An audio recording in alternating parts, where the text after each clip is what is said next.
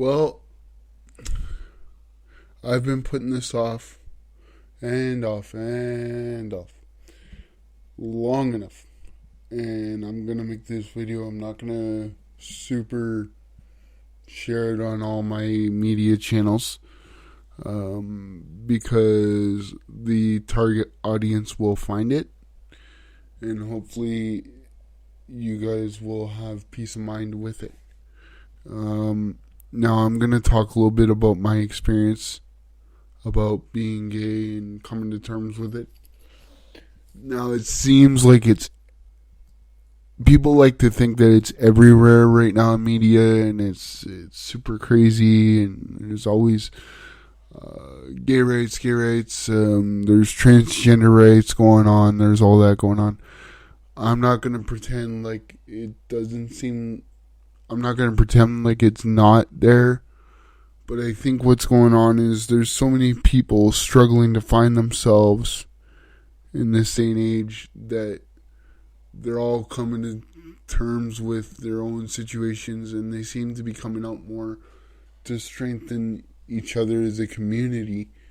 And so that might be one scenario why it seems like it's everywhere right now. Now, let me give you a little bit of background. I've been struggling for years, probably longer than even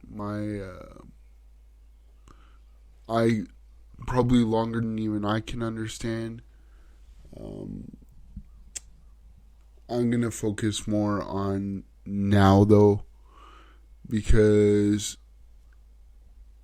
it's not like I grew up in the completely conservative household, but I grew up in a culture where men were men, and sometimes parents or people in general don't even know how they talk that can affect everyone as a whole. Like when I finally confessed to one of my parents that I was gay, or I think I'm gay, they said to me, "Well, sorry for making all those jokes when you were a kid, calling you names, or calling you a little fag, or whatever it was." I can't remember the conversation verbatim, but the point I'm making is I'm not mad at my parent that said that.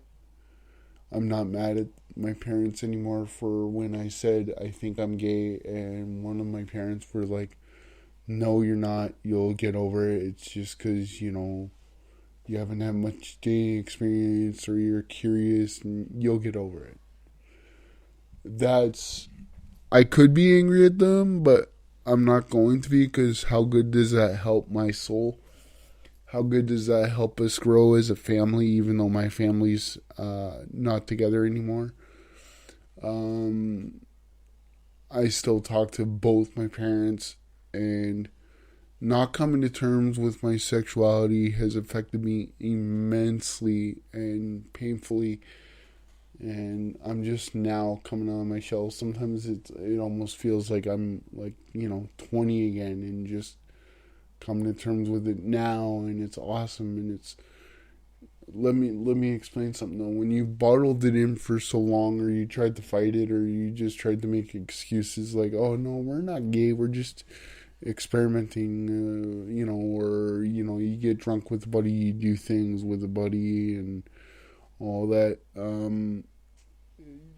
The worst enemy a person can have sometimes in their own mind is themselves, and that was my case. But yeah, long story short, after reading a book I've been reading called Coming Out of Shame, and reading or listening to YouTube videos of people that seem to be coming out in droves. There's even,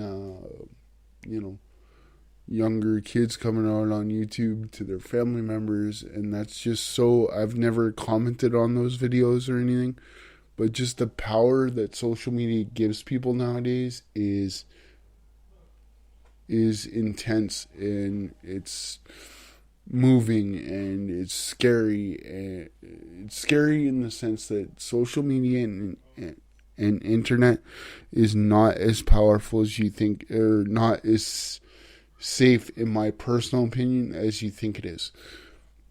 I mean, everything's done today by algorithms. I doubt companies are having control as much as they say they are, in the sense that, like, look, even when you're sharing these personal stories, a big part of it is taking your power back and finding yourself.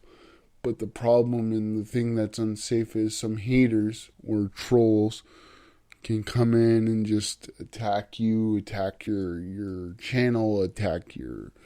Some people are, they move quite quick on the computer.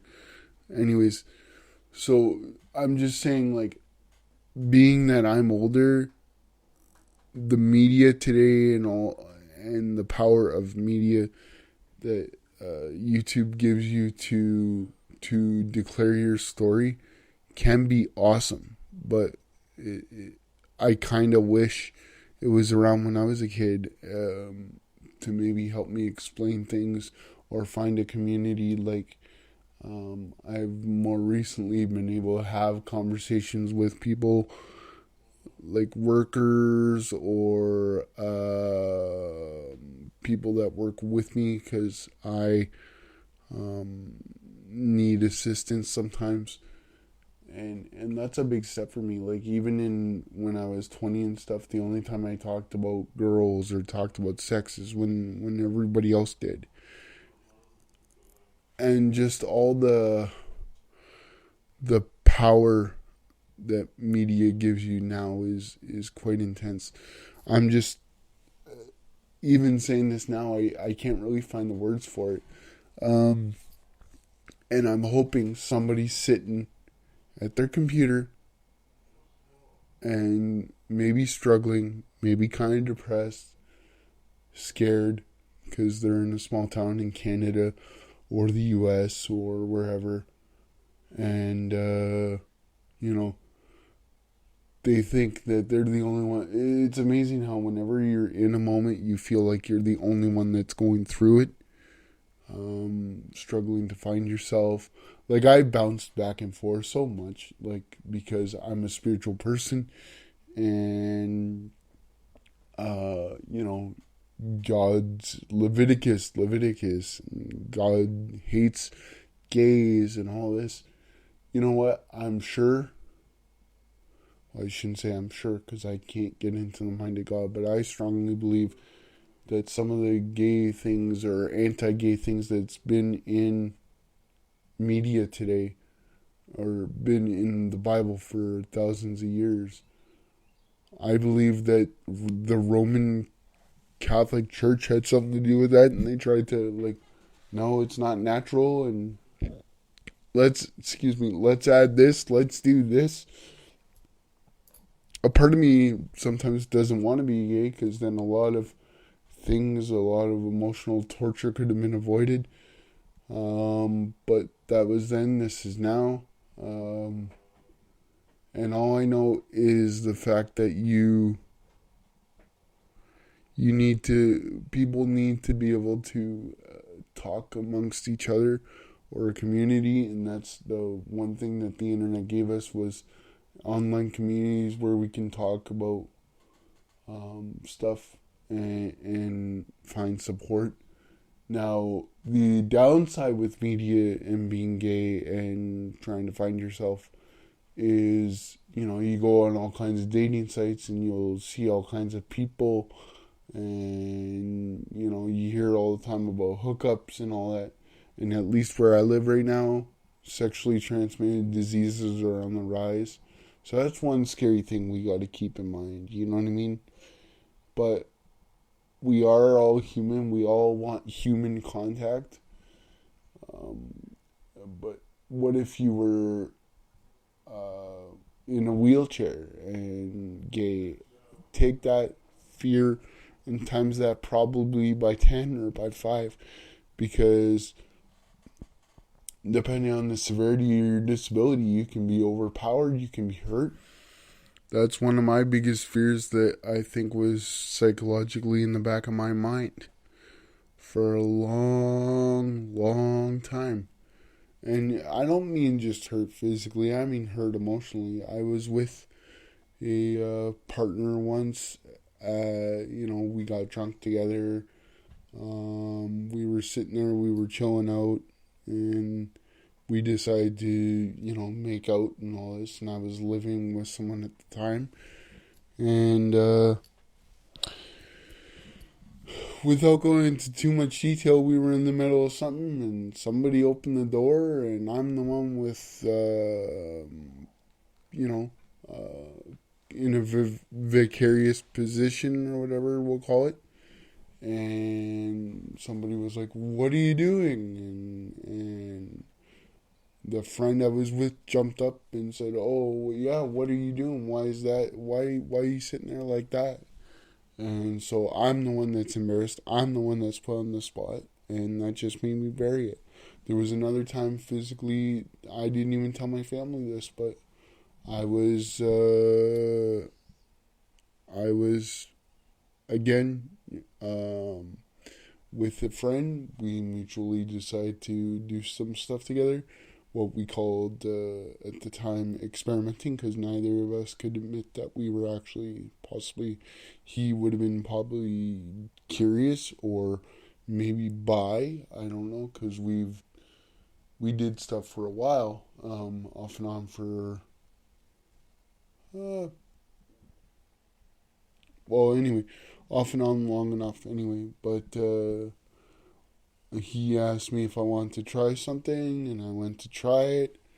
And next thing I knew, I didn't know something was coming, and I was hurt. Let's just say I was hurt with the device, and I'm being honest and saying that's why the fear of dating and being in a wheelchair can be so powerful and scary. But now I've talked to counselors. I've talked to dating experts. I'm not done yet. It's a daily thing. But I'm just saying I can't go on hurting myself spiritually, emotionally, getting drunk because I have to suppress emotions and fear of being judged. And that goes back to even when I was younger, like people making gay jokes, right? Because it was the guy culture. You heard each other call each other fag, whatever. And I don't blame anybody for that at the time because that was the culture. They didn't know. And the more I denied it, how were they supposed to know it bothered me? You know what I mean? And I didn't even realize it bothered me until I got older, until I started reading this book, and you start realizing that you think at the time things don't bother you. You try to convince yourself they don't bother you, but they do. And it's all psychologically in your head, and you're busy in the moment, and you don't know.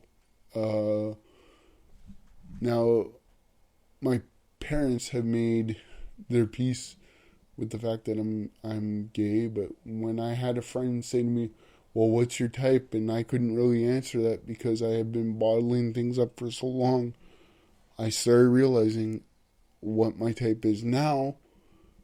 Now, doesn't mean you got to put yourself in a box and only stick with your type, because emotions are emotions, and you can have emotional attachment versus physical. And you can be emotionally invested in a friendship and it progresses or whatever at the moment, right? So I'm just trying to say, like, if you're someone at home watching this video right now, or I should say listening to it, and you're struggling to find yourself,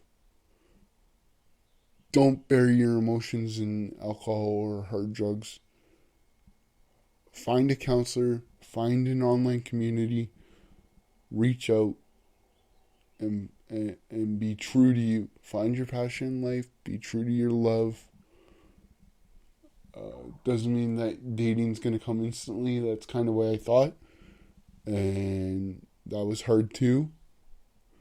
But now that's making me do a lot of thinking. And in this day and age with social media and dating and online, be careful. I mean, people can lie on their online profiles and say they're 18 but they're not, and then you end up putting yourself in a whole heap of trouble, possibly depending on what state you're in, depending on whatever. But it also, like, it could be just somebody that you didn't that you like. Don't meet somebody online is all I'm trying to say, and jump right into bed with them. Don't do that. Build the relationship. Find yourself. Find what you're interested in. Find what makes you comfortable. Like, just be true to yourself and your soul, and don't bury your emotions in drugs and alcohol.